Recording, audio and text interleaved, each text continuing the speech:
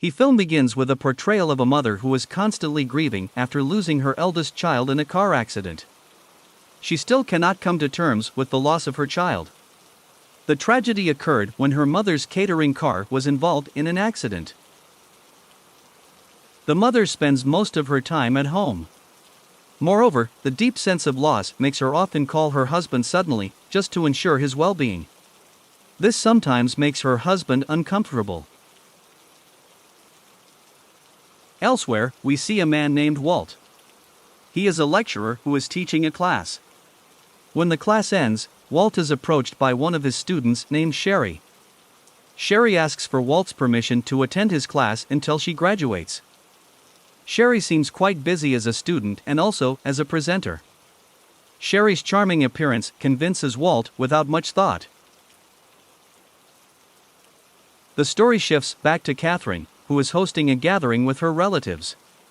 Despite the cheerful atmosphere, Catherine still cannot let go of her sadness. Throughout the event, Catherine appears somber. In another place, a young man has just been released from prison.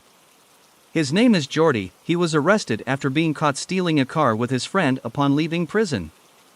His father, Carl, picks up Jordy and informs him that Melissa is waiting at home. However, Jordy immediately expresses his dislike for Melissa, who turns out to be his stepmother. Jordy shows his disapproval even though they have never met before. This offends Carl, and a minor argument occurs before they go home. Back to Walt, who is seen contemplating while looking at a piece of newspaper. In the newspaper, there is news about a teenage child who died in a car accident. The teenager is Catherine's child. Guilt is reflected in Walt's expression. It seems that in the past, Walt was the one who hit Catherine's child, resulting in their death. Meanwhile, Jordy finally gets to have breakfast together again. Carl, who is about to go to work, informs Jordy that he needs to find a job. After that, his father leaves home to go to work. Catherine approaches Jordy and tries to calm him down, saying that his father really misses him and cares deeply for him. However, Jordy, feeling offended, sarcastically asks about his stepmother Melissa's job. Melissa replies that she's a housewife who cleans the house. Jordy isn't pleased with the answer and asserts to Catherine that he will never become like her. On the other hand, Walt finally meets his brother named Dennis. It is evident that Dennis suffers from severe mental disturbances after the accident in the past. Dennis was also with Walt when the accident occurred, and he experienced severe trauma after accidentally killing a young man. Finally, Walt takes a step by seeking counseling. He admits that during the incident, he was genuinely drunk and forced to drive his car, resulting in the fatal accident. In another place, it is seen that Jordy has found a job at a pizza shop. Jordy finally feels happy. Afterward, Jordy returns home. In his room, he is daydreaming alone. Feeling bored, he decides to do activities like most unfortunate bachelors do. However, in the midst of this activity, Jordy forgets to lock his room door. This leads to his mother suddenly entering and witnessing Jordy's activity. After this incident, Jordy goes to hang out in a park and meets an old friend named Melissa.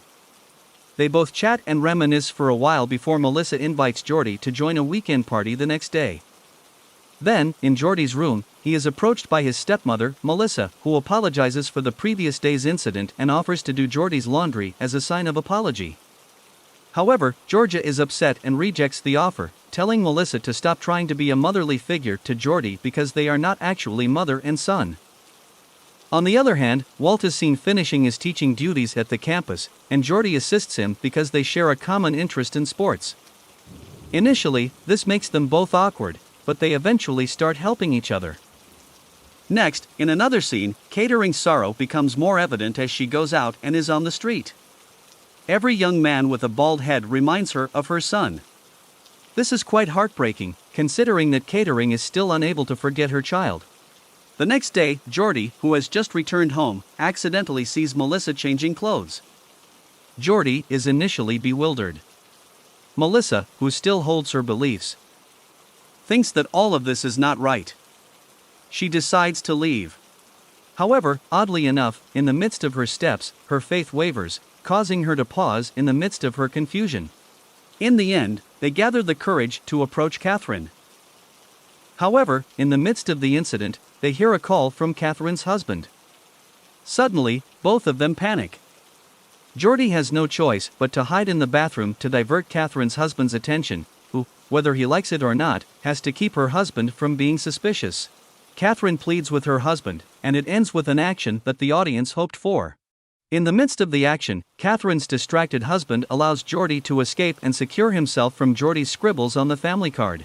Time passes, and Jordy, who is at work, is suddenly visited by Melissa. There, Melissa asks why Jordy didn't join the party last Sunday. Jordy casually answers that he was busy at that time. Melissa understands that Jordy also has other commitments. An initiative emerges from Melissa to approach Jordy. Melissa starts by inviting Jordy to go home together that night. After returning home, they both go to Jordy's house to chat and have coffee in his room. However, unfortunately, Jordy's coffee stock is depleted, so they end up just chatting in the room. Even so, the atmosphere feels calming, and they both seem to be getting some sort of sinister whispers from something. However, unfortunately, Jordy's mother notices a girl's car outside, making her feel jealous. She stops the two lovebirds, and the atmosphere becomes uncomfortable. She goes home, leaving Jordy alone. Melissa's presence makes Catherine feel a bit jealous, evident from the several times Catherine seeks attention from Jordy. In a slightly sarcastic tone, Jordy feels that he now prefers to be close to Melissa, who still has a zest for life. Indeed, this is normal, but Jordy doesn't want to think too much about it because his own life is already difficult. He chooses to find comfort with Melissa. Meanwhile, Jordy also finds the courage to call Catherine and apologize for the death of her child. Jordy, who is genuinely remorseful and guilty. Not only that, Jordy and Catherine decide to meet at the beach. There, Jordy breaks down emotionally, crying, and recounting the chronology of the events when Catherine's child died. Jordy feels that the tragic accident wouldn't have happened if the neighbor's car hadn't nudged them. Resentment is also directed at Walter, who was known to be driving drunk at that time.